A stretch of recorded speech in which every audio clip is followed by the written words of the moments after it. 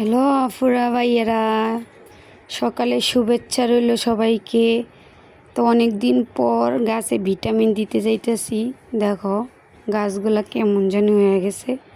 Vitamin spray করবো আজকে, সেটাই তোমাদের সাথে শেয়ার করতে ইসলাম। এগুলো হলো জালি কুমড়া গাছ, মাটির সাথে কথা কইতেছে। তা অনেকটা বড় হয়ে গেছে গা, দেখো কি সুন্দর মাশাল্লাহ। তাই একটু ভিটামিন স্প্রে করতেছি, দেখো কি সুন্দর মাশাল্লাহ মাশাল্লাহ। এটা হলো জালি কুমড়া।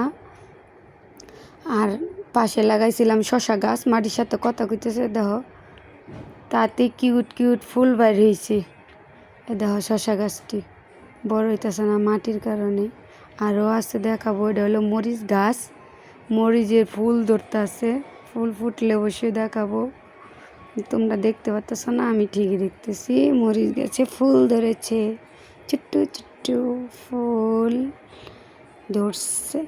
তারপরে হইলো দেখো আমার দুম্বরা গাছগুলা কীরকম হয়ে গেছে গা, মানে আমার বুদ্ধির কারণে বেশি খাইতে যাইয়া আমি একটা সার মাইরা দিছিলাম, তাই অনেকগুলা গাছ মারা গেছে। দেখো একটা মরিচ গাছ কিউট ছোট্ট আনাইছিলাম নার্সারির থেকে, তো বাইসা গেছে, এটার একটু দিতাছি।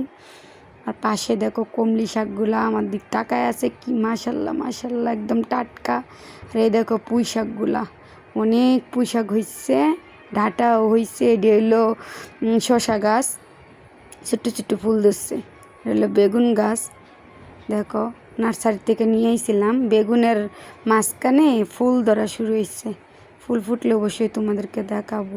আর পুঁই শাক গাছ জাংলায় তুইলা দিছি, ওটিও অনেক সুন্দর হয়েছে মাশাল্লাহ মাশাল্লাহ।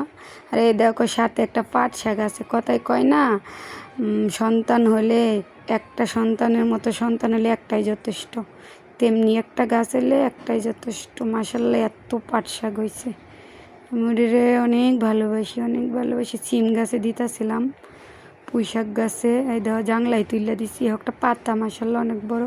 এই যে হলো আরেকটা বেগুন গাছ, 2টা বেগুন গাছ আনছিলাম নার্সারি থেকে। পাতাগুলো কেমন যেন হয়ে যেতেছে, তাই একটু ভিটামিন দিলাম। আমার সামনে আছে আদা গাছ, তারপরে যে আরেকটা কিউট মরিচ গাছ। তো সবাই ভালো থাকবা, আমার পাশে থাকবা, একটু সাহায্য করবা। আল্লাহ হাফেজ।